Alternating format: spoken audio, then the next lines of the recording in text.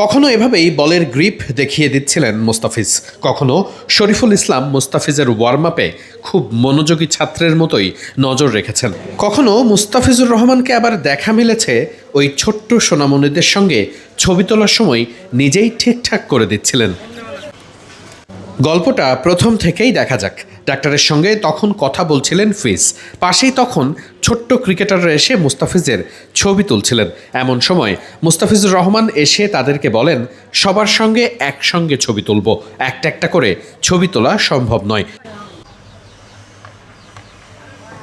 সকাল সকাল একাডেমি মাঠে মুস্তাফিজ আসার পরেই যেন প্রাণ ফিরে পেল চারপাশ।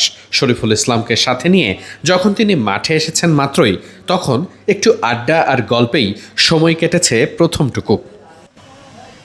টেস্টের জন্য প্রস্তুতি নিচ্ছিলেন নাইম আর রবিউল। সেই সময় তাদের অনুশীলনে দাঁড়িয়ে মুস্তাফিজুর রহমান বলের গ্রিপটাও ভালো করে বুঝিয়ে দিচ্ছিলেন। মজার ছলেই রবিউল খুব মনোযোগী ছাত্রের মতোই মুস্তাফিজুর রহমানের দিকে চোখ রাখছিলেন। এমন সময় পাশেই দাঁড়িয়েছিলেন কোচ নাজমুলও। তিনিও সুইংয়ের অন্যরকম মাস্টার ছিলেন। মুস্তাফিজুর রহমান তখন বলের ওই গ্রিপটাই তাকে দেখিয়ে দিচ্ছিলেন।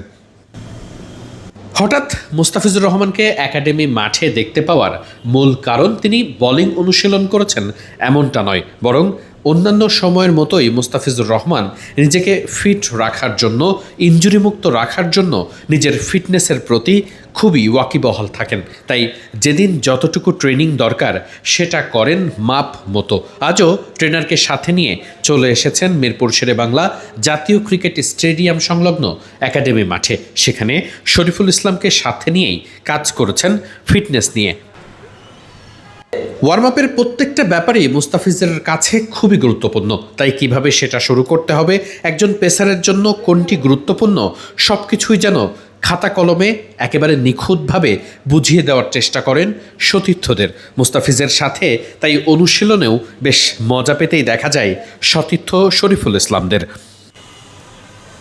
মুস্তাফিজ শরীফুলরা যতক্ষণ ওয়ার্ম আপ করেন তখনও তাদের আলোচনার মুখ্য বিষয় থাকে ক্রিকেটই। সেটাই দেখা যায় কোন বলে কেমন শট খেলা যায়, এগুলো নিয়েই মজা করতে থাকেন তিনি। বর্তমান সময়ে এমনিতেই ফ্র্যাঞ্চাইজি ক্রিকেটে খেলার কারণে খেলার চাপ থাকে অনেক বেশি। উপরন্তু পেসারদের ইনজুরি প্রবণতা তো থাকেই।